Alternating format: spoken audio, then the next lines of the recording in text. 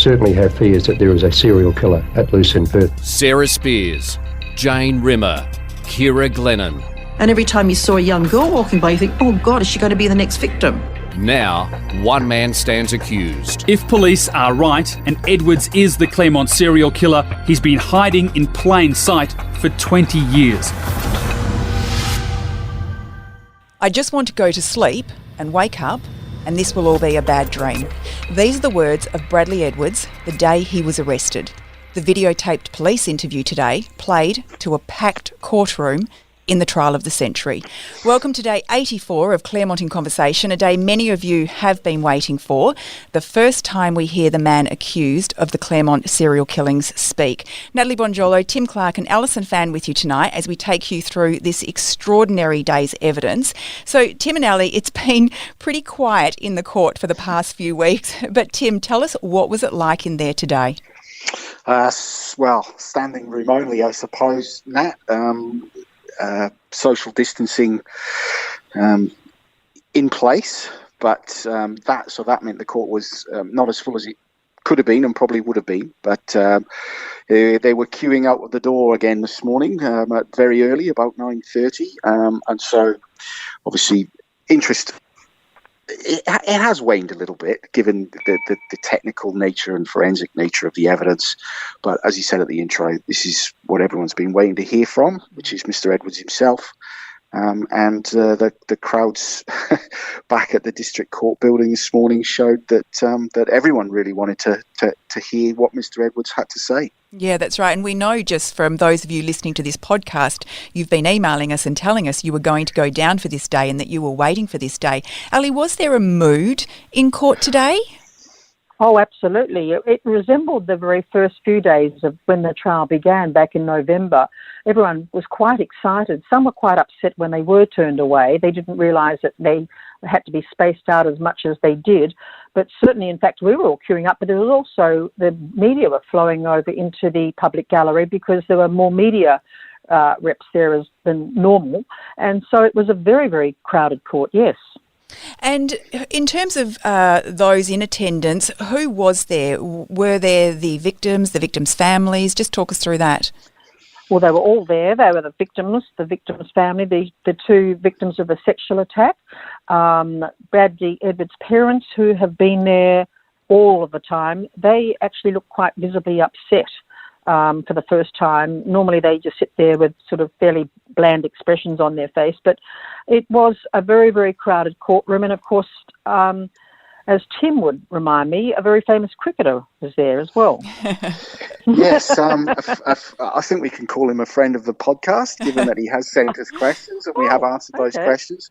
Cameron Bancroft, who some of our listeners might remember is an opening Test batsman for Australia, and also an avid listener to us. And I was stood on the corner just keeping an eye out for our photographer when Cameron came up and introduced himself and thanked us for what we did, and I thanked him for his entertainment that he's given me over the years, because I love watching Cameron as a batsman.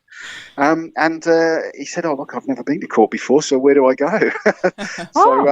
Happy to direct him up in the lift. And Cameron was one of the many people that stayed most of the day to listen to this evidence. And probably, like many, making his very first visit to a courtroom. Okay, let's talk through what you both saw and heard in that police video, starting with the arrest of Bradley Edwards at his home, and this is on December the 22nd in 2016. Now, this captures the moment the police tell him why he's being arrested. Tim, what do they say to him and how does he respond? Yeah, well, this was really, just confronting footage, I think, for so many reasons. Firstly, this was the first time we'd ever heard Mr. Edwards make any sort of reply or response to the admissions that were put to him and have been put to him for the last 3 years. But not only that, this was the very first time he was hearing them himself, we think. So this was just moments after the armed tactical response group had burst into his home at 7:30 in the morning, literally taken him to the ground, handcuffed him, and then basically placed him on the floor, sat in his own passageway, and Detective Joe Marrapodi, who has sat in court for all these days, we saw him in a very different position, which is in Mr. Edwards' home, standing above Mr. Edwards, telling him why he's just been arrested and handcuffed and the allegations against him. And those allegations were the willful murder of Ciara Glennon, the willful murder of Jane Rimmer, and the murder of Sarah Spears. And Mr. Edwards' expression on his face was one of complete bemusement, confusion, shock, much like the reaction of the rest of Perth when we found out that he had been arrested and what he'd been charged for some 24 hours later, and then he appeared in court for the first time. It was a real stunning piece of criminal history, I suppose, certainly in this state, because that is the arrest that we've waited, or most of Perth had waited for more than 20 years, and there it was up on screen happening in real time before our very eyes. Incredible. And when Detective Marrapodi says to him that he's being arrested on the suspicion of murdering Jane and Ciara, what's his actual response? What does he say? He said, "Why me? Why are you accusing me? I'm innocent." It was quite. I found it quite. It was something that it just threw me, because I don't know what I expected, but certainly not this dazed, almost accepting manner, and as Tim said, confused. But it didn't appear to be indignant, or it just kept saying, "Why choose me? I'm innocent." And then even when the police were very, very careful about the way they cautioned him and read his rights, he kept interrupting. They said, "Oh, hang on, just listen to us and we'll read you your rights." He didn't seem to be really with it, to me. What did you make of his demeanour and his reaction, Tim? Yeah, I mean, overall it was shocked, stunned, bemused. As Ali said, he was at times struggling in that first interview, or the first search sort of arrest interview. He was struggling to get his words out in some way, and some of those words were a bit choice. Such as? I think the shortened expression is WTF was one of his reactions to what he had been alleged to have done, and then it was just denial and denial and denial. Yeah, you have to be joking me. So, you know, and as Ali said, he was struggling to elucidate in those early moments after the arrest. But we have to remember, it's very early in the morning. He obviously wasn't expecting the police to be there, and he certainly probably wasn't expecting to hear what he was hearing from Detective Marrapodi. Yeah. But though that sort of level of denial didn't waver, we have to say, and through all of the hours of the interview that followed, when the same allegations were put to him in slightly different ways over several hours following in the formal interview that came a little bit later in the day. Right. So basically what happens next is that Mr. Edwards is then taken to police headquarters, and this is where this formal interview takes place. Now, for this portion of the evidence, we've enlisted the help of reporter Josh Garlop, and he will read some of the words spoken by Bradley Edwards in that interview. So, Tim, can you just tell us that particular interview? You're now at police headquarters. What does that look like on screen? What are you seeing there? Yeah, stark white soundproof room with a circular table in the middle.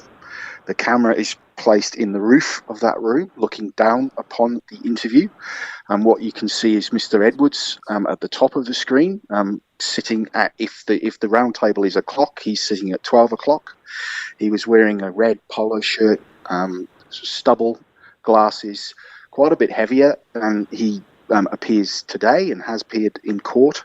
And then you've got Detective Marrapodi on Mr. Edwards' left, or the right as we look at it, and Detective Aaron Capes, who's Detective Marrapodi's colleague, sat on the other side of the table. So just three of them round a table. Mr. Edwards had a bottle of water. The two detectives had notes in front of them, and that is where the rest of the interview took place over several hours. And this interview starts at police headquarters just before 10 a.m. and goes right through, obviously with breaks when they have to take breaks, but goes through till midnight almost that night, which is an extraordinary thing in itself. Ali, one of the first things you hear in this video is Detective Marrapodi asking Mr. Edwards if he's okay. How does he respond to that? Well, they asked him all the time. They were very careful and very cautious. They kept reminding him, are you okay? Would you like a break? He was fine to just carry on. It was almost like he was chatting at some stages. I found it almost disconcerting the way he was reacting to them, at sometimes sort of rambling about things, other times quite vague. But they were very careful about asking if he wanted anything to eat or drink and so forth. And again, about the lawyer, he made some response about, not in America they asked you if you want a lawyer, but he said, I don't know any lawyers. And they said, well, we can sort of get one for you if you're okay. And he didn't seem to react really, to me, very strongly to anything they said. So we have a little bit of those words that Bradley Edwards spoke when he was asked this about his rights and would he like to speak with the lawyer. And this is some of what he had to say. I don't know if I need to or not. You've accused me of all this stuff. I didn't even think I'd be in this situation. I don't know what to do. I don't know if I need to contact a lawyer. In America, they say contact a lawyer and everyone's got a lawyer on speed dial. I don't know anyone. And then Detective Marrapodi said he could give him a phone book to contact a lawyer, to which he responded, I don't know what to do, sorry. I just want to go to sleep and wake up and this will all be a bad dream. What you've accused me on are obviously pretty serious things, so I don't know what to do. Obviously, the response is that I'm innocent. I don't know why you're accusing me of it. Tim, this is exactly what we were talking about last night a little bit, wasn't it? About whether would he have had a lawyer or not. So I found this absolutely fascinating.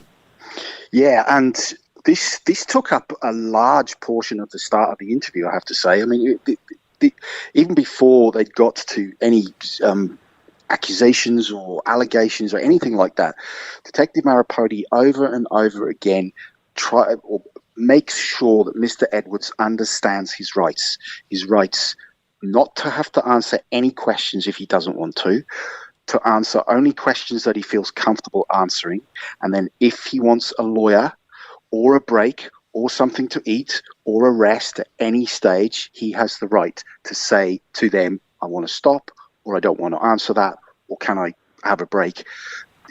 Ensuring his comfort, and we discussed this with Damien last night. Yep. This is very much part of the police procedure. They have this drummed into them, particularly at this level. I mean, and you probably wouldn't get higher than this level of interview in terms of the ramifications if you got it wrong or didn't do the right thing. I should put it that way. And so for at least 5 minutes, probably closer to 10, they're just over and over making sure that Mr. Edwards understands his rights, and that application for a lawyer or his right to speak to a lawyer if he wants one is laid out to him in various ways over those minutes, just to make absolutely sure that he understands what his rights are in that situation. They even got him to repeat back to make sure that he understood. Now, do you understand when I say you don't have to answer? And that it could be, and he repeated back each time. So they were going over absolutely every step of the way that Bradley Edwards understood what he was being told, that anything he said, he didn't have to answer, he didn't have to reply. So it was an incredibly careful and cautious interview. And just watching him make that consideration, did it look like he was humming and hawing or to and froing, or was he quite decisive that once he'd made up his mind he was going to speak, that he made up his mind quite quickly? Yeah, he was just chatting. It was almost like a chatting atmosphere, wasn't it? It wasn't sort of like an interrogation and a reply. At some stages it was just like a chat. I just found it quite unnerving, actually. I find it fascinating in terms of an interview technique, because obviously as a journalist you learn or You want hope to learn, observe how other people interview other people to get the responses that you're looking for. So as an interview, in terms of that, I found it fascinating the way that Detective Marrapodi earned his trust, I think. tried to start off making sure that everyone knew where they stood. Then it, as Ali said, sometimes it just lent and weaved into a little bit more of a relaxed chat.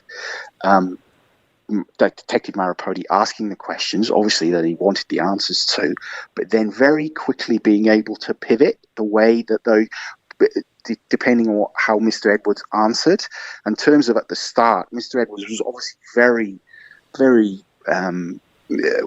worried, obviously, concerned, but also a bit, as I say, confused. I don't know what to do. I don't know what you're going to ask me. So how do I know if I need a lawyer if I don't know what the questions are going to be? And that at the start, it appeared that they might not be getting anywhere at all. And then there was just one moment when Detective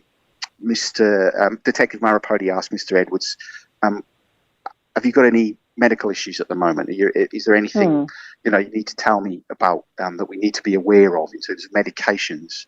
And it was just one little answer that Mr. Edwards gave, I've had depression. And that was the little crack in the door that got the interview started, because Detective Marrapodi just reacted to that. Oh, well, how long have you had that? Have you had it treated? And that gave them a way in to start to get the interview going in terms of a back and forth. Yeah, very interesting. So, okay, he obviously agrees to answer the questions, and we'll just run you through what Mr. Edwards had to say in relation to his involvement in the 3 murders. He's first asked about Kira's murder. I'm not involved in any of that. I'm not involved in anything like that. And then he's asked about Jane's murder. All the stuff you've accused me of, I'm not involved in any of it. And of Sarah Spears, he says. Once again. So, Ali, during this, what's Mr. Edwards' demeanour during these questions? I mean, is he emotional? Is he bewildered, befuddled? No, he's just quietly. In fact, his demeanour is very similar to how he is in court. He doesn't seem to have a reaction or response that to me is a normal response. That I queried when I heard the depression. I thought it's a very strange. I know Tim was saying, yes, they're going softly with the questions, and he seemed to be lulled into some sort of sense of security about just chatting with them. But his answers were very just blandly replied. No, I don't know anything. He didn't seem to raise his voice or get agitated at all, certainly during not this part. And he just replied like you're chatting to a friend. I just found it very bland. But then again, that's how he reacts how he is in court too. He doesn't seem to react to anything. There's no shaking of the head or anything. And he seemed to be quite comfortable chatting to them. Tim, did you find it interesting that there was a lack of emotion when someone is having these absolutely heinous accusations put to them? Yeah, it was. I mean, as you listened to the interview going, I got the impression that when Mr. Edwards was talking about himself personally, or his life, or his family, or his home, or his work, his answers ran on a lot longer. He talked in longer sentences. He was obviously much more comfortable talking about those things, as you would imagine you would be, rather than when the direct accusations were being put to him. When the accusations were put to him, his answers were shorter, they stopped, and they were much more emphatic than when he was talking about himself. His voice never really got super emotional. He wasn't a highly charged interview. There wasn't arms flailing or anything like that. And as we've observed over the last 6 months, that does not appear to be Mr. Edwards' physical demeanour at all. He's very undemonstrative. He doesn't move much. Even his non-verbal communication is very quiet, can be very subtle. But there appeared to me a marked difference between when the allegations were being put to him. His answers were much more staccato than when he was just being generally asked about himself, and then he felt obviously talked a lot longer and in a lot more detail. when he's maybe in, it's obviously more comfortable territory. In terms of the allegations, in the video, the detectives go on to question him about the 1995 Karrakatta Cemetery rape offence. I don't know anything about any of this. And then of the 1988 Huntingdale sex attack, he also denies any knowledge. I struggle to remember things that happened last week. I think that would be something you remember. I can't tell you anything. I don't know anything about the victim and what happened to her. And then Senior Sergeant Marrapodi asks, were you involved in the break-in at her parents' house, to which Mr. Edwards replies, I don't know anything about what happened to her.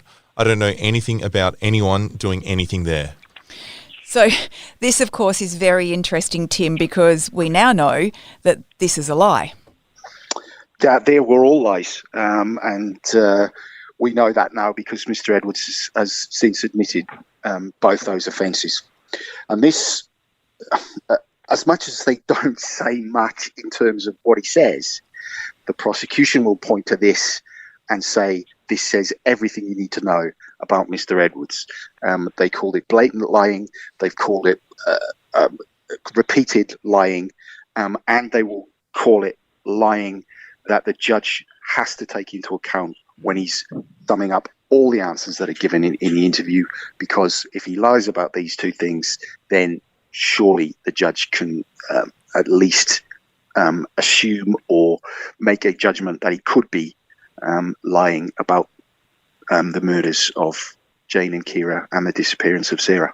And Tim, I'm really interested in his reaction to this particular line of questioning, given that we now know he's pleaded guilty to this. Was there surprise in his voice when he was being asked these questions? Yes, there was a modicum of surprise, you have to say. But there were a lot of denials today. We heard a lot of denials in various forms. And at one point later on in the interview, Mr. Edwards says, I don't know how many different ways I could say no to you guys. I'm trying to be honest, but these are my answers. And that's what they were at that time. And this is a problem for him in terms of his defence, because the prosecution are going to made a big thing about it in the opening, and they're going to make a big thing about it in the closing.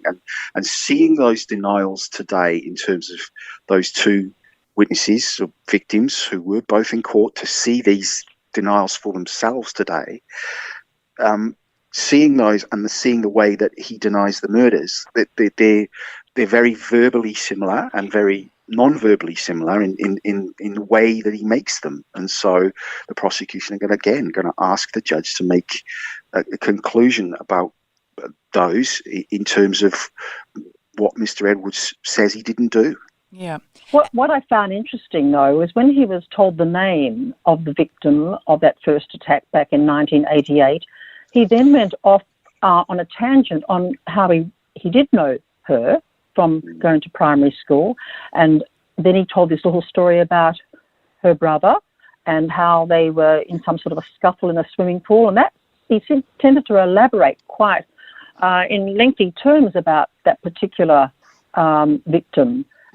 He just kept chatting about their childhood together at the primary school. So although he denied the attack itself, he did say that he recognised the name and told this story about their school days.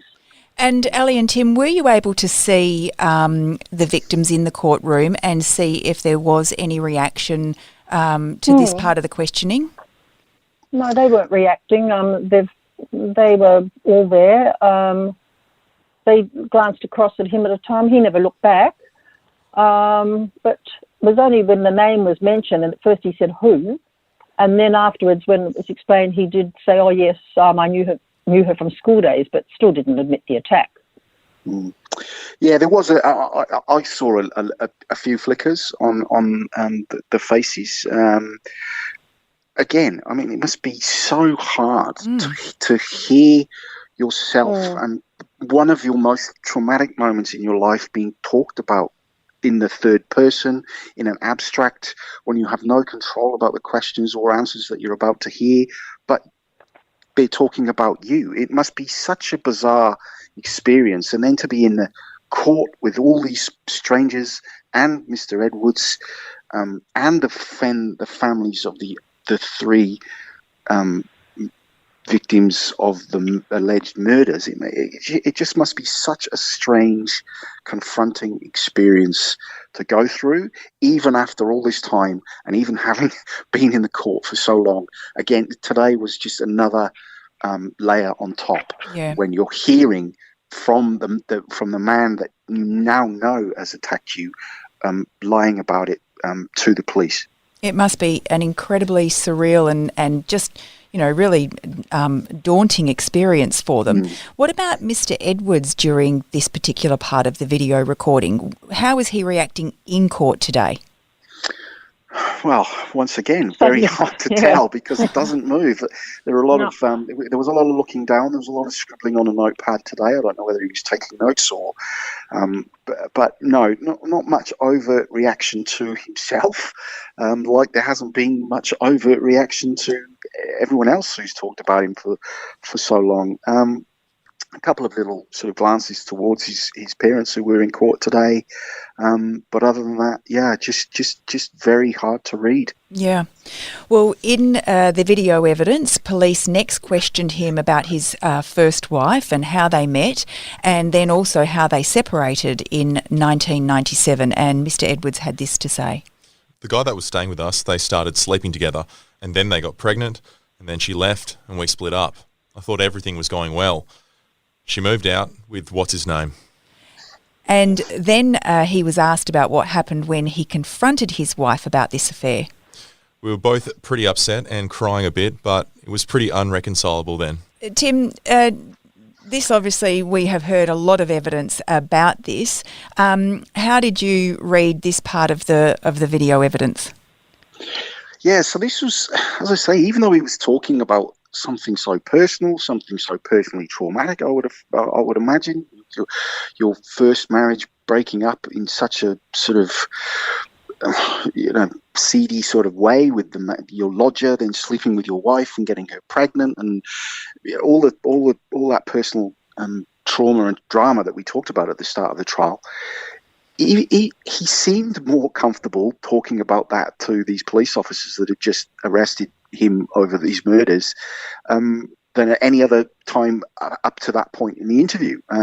He was asked about it, and he was very, very open. He was very, very open about his wife having cheated on him, the position that he found himself in terms of whether he didn't know or did know whether he was the father of his first wife's child. So again, you would think that someone would be quite loath to talk to detectives about that.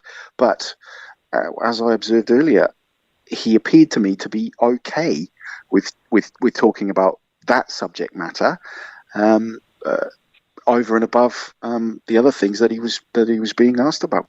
So, given how personal this is, and he's in this police interview and being accused of murdering 3 women, is he not showing any sense of defensiveness or anything like that? No, none at all. In fact, as Tim was saying, he tends to elaborate at times on subjects that he seems to be quite enjoying chatting about. I found the whole reaction quite bizarre. Yeah, defensive. I wouldn't say he's not. His body language is not closed off. At times, he has his head in his hands and those type of things. But no, he doesn't. He doesn't appear to be trying to deflect, if you know what I mean, yes. or push the officers away from the question. He's answering the questions that are put to him. Yeah, just chatting. But as I say, the personal questions he answers much longer than the particular questions that the police have got him in there for.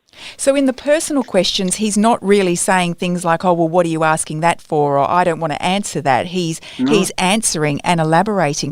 What did he say when he was asked if he, how he felt when his first wife left him? And, did he still have feelings for her, or was he angry that she left him? What did he say about that?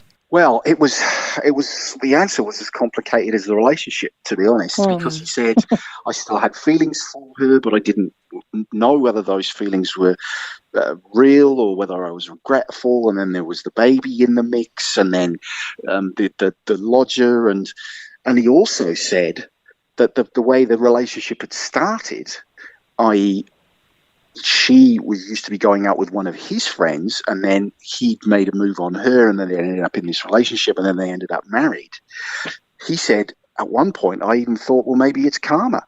Maybe something had, you know, the life had taught me a lesson along those lines because of the way that we'd ended up together. So, as I say, it was at times surreal, at times banal, but I mean, at all times interesting, of course, because we know why he's there and we know the point that the police are trying to get to. Was there... Very philosophical, wasn't he, about a lot of the stuff, accepting, and yes, well, that's how it goes and that's what happens. And yeah. Was there any question at all about the baby? Well, yeah, there was. Mr. Edwards has basically asked right out, did you think the baby was yours? Did you care if the baby was yours? And did you want the baby to be yours? And in terms of that, he said, well, I wasn't sure. If the baby had been mine and it had been in a normal relationship, in inverted commas, then there might have been a point where we could have patched things up and had a family together. But knowing how that baby had come to be conceived in terms of this strange three-way relationship, he said that once his first wife had moved out, then he decided it was time to move on and leave her get on with her life. And this is all very, interesting, of course, because we're human beings. But in terms of the case, this is very interesting, the prosecution, because it is at this point that they say that Mr. Edwards was going out and murdering young women, taking them off the street because of this so-called emotional turmoil or emotional upset that he was going through. That's right. And then, of course, we do know that after his first wife had left him, then he dated another woman for a short while. Was he asked about their relationship? Yes, they were. The older woman, I think we've dubbed her because she was significantly older than Mr. Edwards. And again, very personal topic for a detective that's just dragged you out of your home at 7 a.m. This is only 2 hours after this, getting on for now 3 hours probably, after he's been very rudely woken up at the tip of a gun. Mr. Edwards is then answering questions about his love life and his sex life, and he was quite open again and said, well, yeah, this woman was a lot older than me, a lot older than me, and we were just enjoying each other physically. It wasn't a relationship that I wanted to get really emotionally, but yes, we had sex, and even to the point of describing how that very conversation had taken place, pillow talk, basically, when they both decided, well, we're in it for a bit of fun, but not in it for the long term. Yeah. He seemed to be quite indifferent about all his relationships. They were sort of like, yeah, okay, if it happens, it happens. If it doesn't, it doesn't. And they asked him about, as you see, his older woman who was about his mum's age, but if that was okay, that was fine with him. It was just a very unusual. As I've said repeatedly, I was sitting there gobsmacked listening to this. And it obviously was quite a short period, because it was then in April 1997 that he met his second wife. What were some of the questions to him by detectives at that point in time about his second wife? Well, again, just trying to, you get the impression the police were, these weren't prurient questions. There was a point to these questions, obviously, in the context of the police trying to probe Mr. Edwards' love life, sex life, what's going on in his life during this time. Exactly, to try and get a better picture of this man that they just spent the last sort of week and a half trying to find out everything about them. Now they've got the man himself, so they might as well ask him. But this is to get a better picture of who they were dealing with, obviously, in terms of particularly his sexual proclivities, because in their minds then, and mostly now, these murders, they thought, were sexually motivated, and as was obviously the attack at Karrakatta and the attack in Huntingdale in 1988. And when he was asked about his second wife, again, he was very open. We met through work. Her office had been struck by lightning. I was there to fix the phones. We met. We, started going out, and then one thing led to another, and later on in the interview, he's asked different, more detailed questions about their relationship, which revealed a little bit more. But once again, he was very open. Yeah, we moved in. It was, a bit of a whirlwind romance. In terms of how they met and got together quite quickly. Of course, we know pretty much up until the day he was arrested, or certainly a few months before he was arrested, they were still in that relationship. And yeah, that's right, because they separated in 2015, I think, isn't it? And we do know from hearing the evidence of the second wife that she said she'd left him because she was, part of it was she was sick of the lies. Was there any elaboration on that? No, I don't believe there was there? Well, a little bit. Right at the end of the day, we're fast forwarding now. Yeah. Mr. Edwards is being asked about his use and interest in computers. Yeah. And it comes around to his online personas and other names he might have used on social media accounts and other email accounts and things that he might have had. And it's at that point that Mr. Edwards revealed a little bit more. He said his wife was worried about him having an affair or affairs, and so that was why he was using different Facebook accounts to play games, he claimed. He also said he used different email accounts, and at least one of those email accounts, his wife was going through emails. So I think what we can glean from that is there was a definite level of distrust there. Now, Yes. what had sparked that, what had led to that, we still don't know. Although some of the questioning by Detective Marrapodi about Mr. Edwards' earnings, what he earned, what his wife earned, and what was happening to their money, given that Mr. Edwards, again, very openly said at one point in the interview, even though he'd been working for Telstra for 20 years, their financial position was such that his mum and dad still had to drop off food now and again so that they could have some food in the house. So they obviously weren't a well-off family, and we could also tell that by the state of the house, which was we got a flash of on the interview as well. But Detective Marrapodi said, so what was happening with the rest of your money, Brad? And he said, health insurance and school fees and the mortgage and the like. The police were trying to get at something there. We might get into more of it when we see the rest of the interview tomorrow. And couple that with the fact that it was obviously mistrust in the marriage. Mr.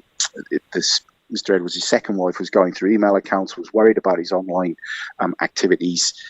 There was something in the background that has led to her leaving. And as I say, that's what she alluded to when we saw her evidence way back at the start of the trial. That's right. And we know, of course, that she had been going through Mr. Edwards' old bank records. So detectives did ask him during this video interview about the Claremont area, if he used to go there. And Tim, what does he tell them? Well, once again, this was a portion of the interview that his answers got very short.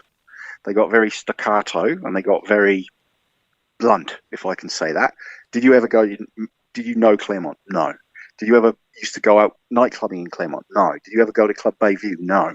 Did you ever go to the Continental Hotel? No. It was very short and sharp with all of his answers about Claremont, apart from he admitted that he'd done some work there in 2009 at a Bank West branch, a bank branch there. He'd done some work there. But other than that, he was very clear, or he seemed to be trying to be very clear, that he had no association, daytime or nighttime, with Claremont. And particularly when he was asked, would you have had any reason to be driving around Claremont at night? No. He was emphatic. Yeah. Ali, was he also asked at the time about, the area around Karrakatta? He said he only knew Karrakatta as a cemetery because it was a very, very big cemetery. But he, when asked about the nightclubs and that, he said he'd never gone to any of the Claremont nightclubs. Then he gave a list of hotels that he did go to. But he said he just remembers vaguely the area, driving down Stirling Highway. He called it Medlands. As Tim said, those replies were very abrupt, whereas previously he never challenged any of the questions that he was being asked. He never said, well, what's that got to do with anything? He was quite happy to chat about and elaborate on the very other topics. He only gave them sort of like quite abrupt answers when it related straight to Claremont. And so when he's asked, for instance, about, if he knows about Roe Park or he knows the Karrakatta area, do the detectives then press him during this interview, or they take his very abrupt answer and they move on to the next one? They move around it, I think. They come from a different angle. And he may not have known Roe Park. I mean, even we who live in Claremont don't always know the name of the actual small parks. It's a very small park at the end of the area where the girls were all taken. So they said, no, he didn't know the name of that. But the rest of it, he was he deviated a little bit about the nightclubs, talked about bands that he played there and so forth. But I keep saying it was just a very, very unusual to me reaction to a police interview after you've been accused of murdering 3 women and sexually attacking 2 others. Yeah. So, Tim, what about when they asked Mr. Edwards if he knew about, 3 women being murdered in Claremont? Well, his reaction to that would be, I think, mirrored by probably 98% of the people he went up to in Perth. He said, yes, of course I've heard about those murders. Who haven't? Yes. But then he was asked, but what do you know about them, Bradley? And he said, well, nothing. I don't know anything about anything. I haven't got any knowledge. And any knowledge is knowledge, isn't it? So once again, he was comfortable up to a point, and then when he was directly confronted with these most serious allegations, his answers were, as Ali said, abrupt and short and to the point, i.e., I don't know a thing. But the tone of his voice didn't change. It was still that sort of very level, flat. No indignation or anything like that, was it? It was just very, very, like his persona. What about the bringing up of the DNA? Is this where he was, asked, well, how about any DNA that might be recovered from the scenes or the locations, for instance, where Kira and Jane's bodies were discovered? Yeah, so this is a really interesting point of the interview. I'm guessing around about the halfway point. And this is one of the first times that the 2 officers and Detective Marrapodi in particular show their hand a little bit. Just let Mr. Edwards know, look, this is not just a random arrest, old mate. I mean, we have something. We do have something.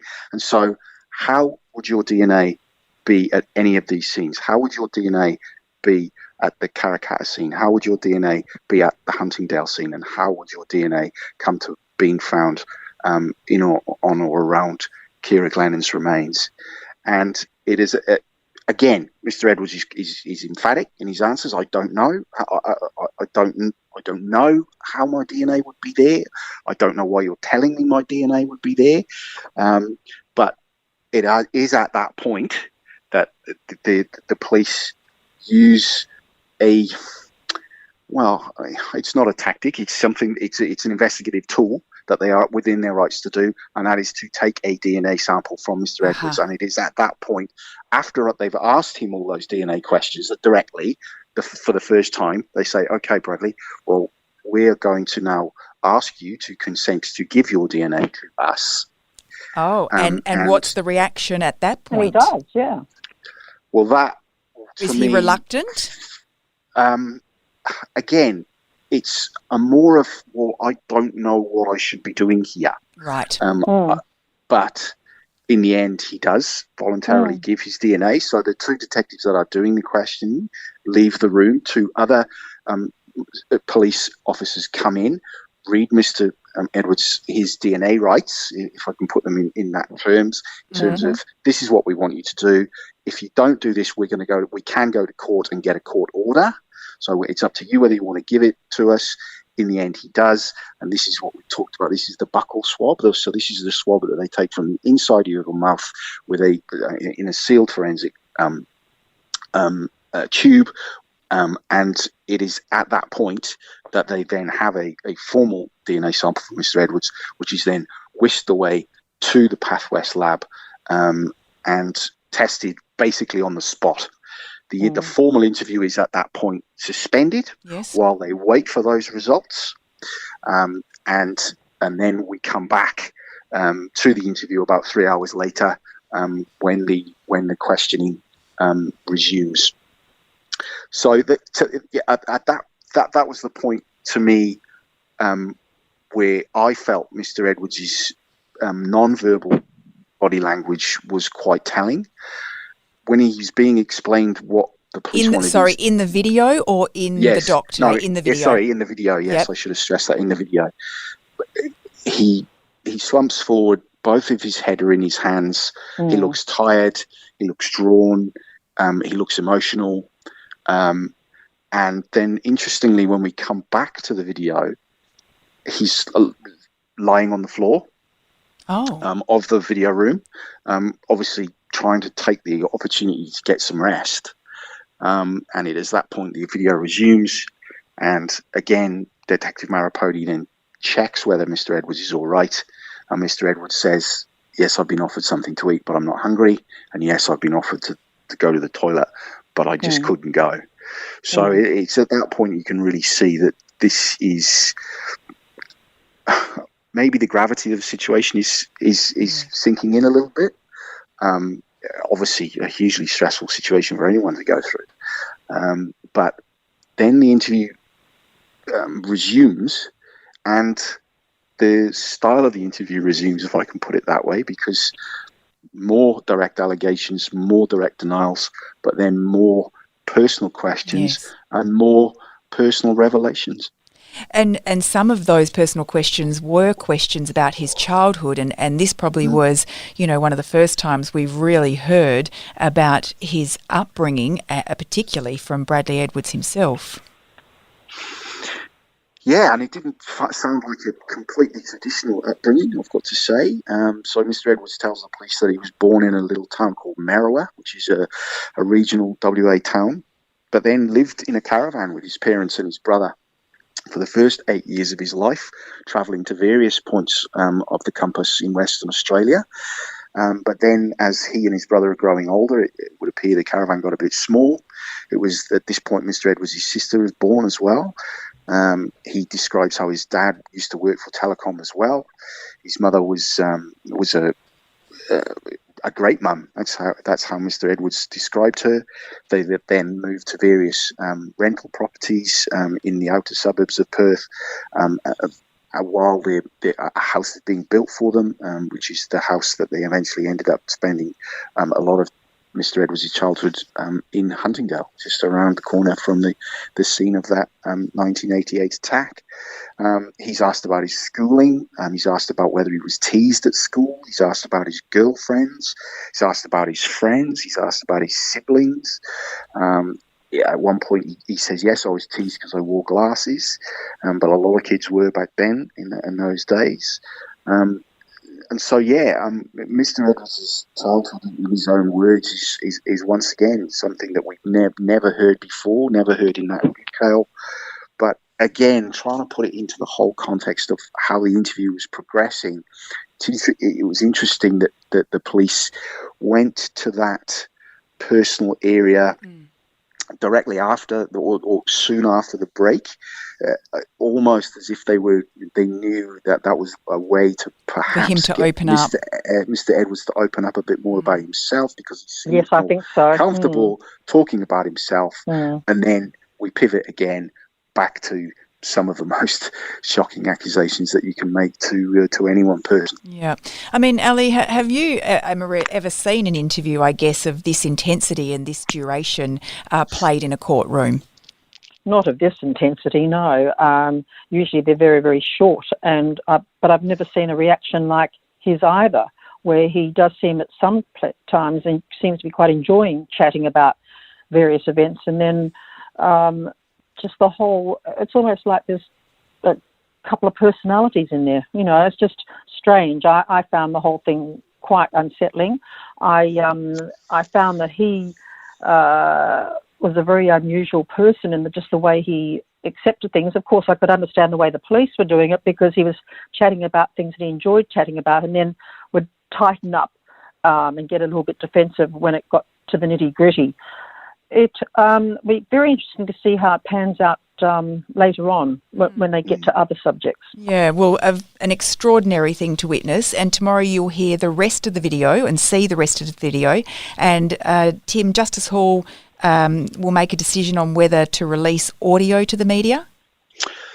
So as we described earlier in the podcast and yesterday, because of the coronavirus situation, because of the social distancing in court, because of the extreme public interest, Justice Hall has made the decision a few weeks ago now to put audio transcript of each of the day's proceedings up online to accommodate the public interest while trying to possibly discourage as many people coming to court as that they might well. It didn't have the desired effect today, given the queues outside.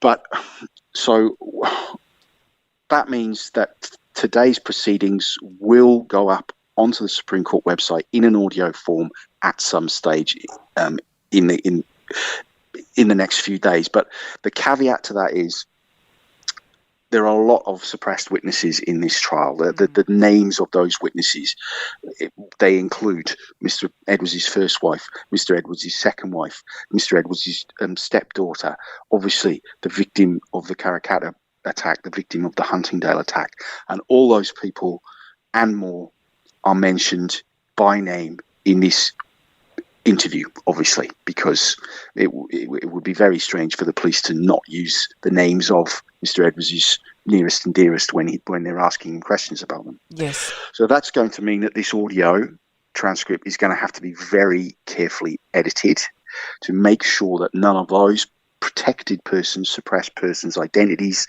are put up on the court website. So that's why I think it's going to take probably a little bit longer for today's proceedings, or the audio transcript of them anyway, to get onto that website. I think it will happen, but I'll just suggest to our listeners to be as patient as you can, while I know everyone is desperate to hear from it there. Hear those words in with their own ears, but I think it might take a little bit of time to filter through the various processes that it has to go through to protect the people that need to be protected. Yes, it won't be that quick. And just to add to that, Tim, that the court website obviously does have very strict rules about how people can listen. So obviously you can't save copies, you can't distribute. It is literally to listen, but clearly not to broadcast.